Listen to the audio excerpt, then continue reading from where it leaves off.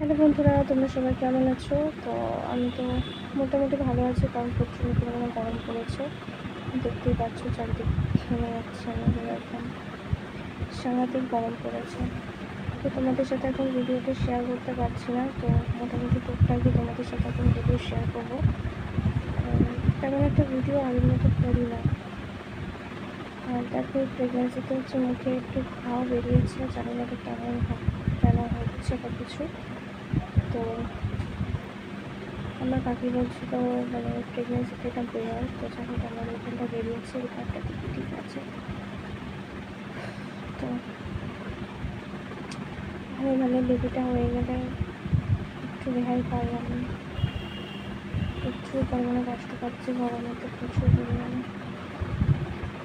তো তোমরা regular video যদি না পাও, মাঝে মধ্যে আমি ভিডিও দেবো, অবশ্যই তোমরা দেখতে পাবে।